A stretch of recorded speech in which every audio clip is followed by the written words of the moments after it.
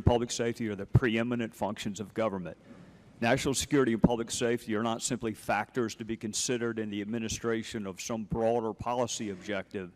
National security and public safety are the ultimate policy objectives.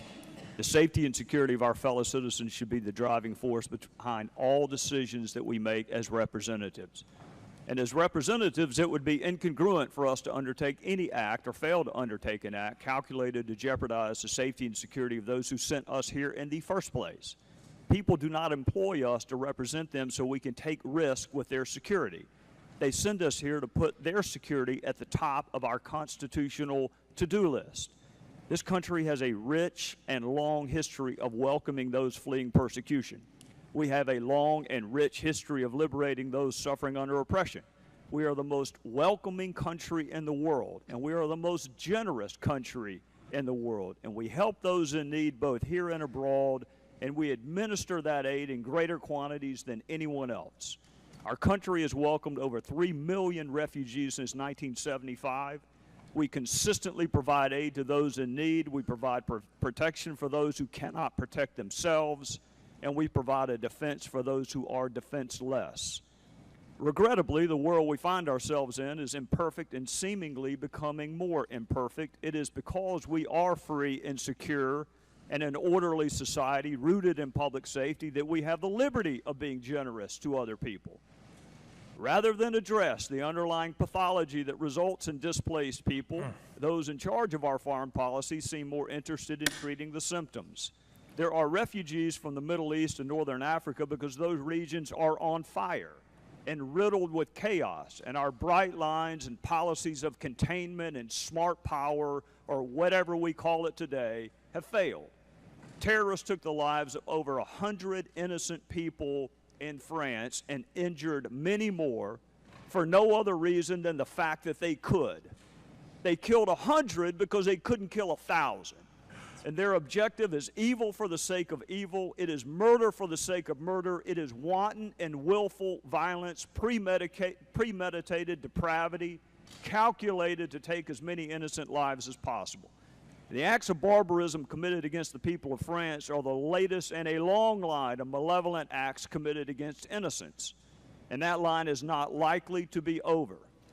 CIA Director Brennan said what happened in France was not a one-off event. We also know ISIS terrorists are intent on finding ways to attack America and our allies, including here. Director Brennan said ISIS has an external agenda they are determined to carry out. Another administration official said, I wouldn't put it past ISIS to infiltrate operatives among refugees, so that's a huge concern of ours. Those are not the words of some GOP presidential hopeful. Those are the words of our very own intelligence officials who serve this administration. The president has said he's too busy to debate the critical issue, and unfortunately what passes for debate in this political day and age is some absurd conclusion about widows and orphans. It is precisely that kind of hyper-partisan conclusion designed to cut off debate rather than discuss foreign policy that has united this country in only this one fact. We have no idea what our foreign policy is in the Middle East. The people I represent are kind and generous, and they are asking this administration and this president one simple question. What assurance can you give us with respect to our public safety and national security? And so far, no one has been able to provide that assurance. On Monday, the president said the country would continue to accept Syrian refugees, but only after subjecting them to rigorous screening and security checks. Those are wonderful words. But at some point, you have to ask, what does that mean? And the head of our own FBI said the concern in Syria, the lack of our footprint on the ground in Syria, that the databases won't have the information we need. So it's not that we don't have a process, we don't have any information. So you're talking about a country that's a failed state, that doesn't have any infrastructure. All the data sets, the police, the intel services you normally would go to and seek that information don't exist. That is not a Republican presidential hopeful. That is the head of the FBI. He also said we can only query against that which we've collected.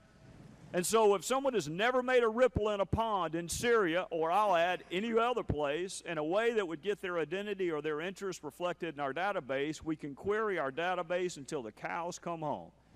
but nothing will show up because there is no record on that person.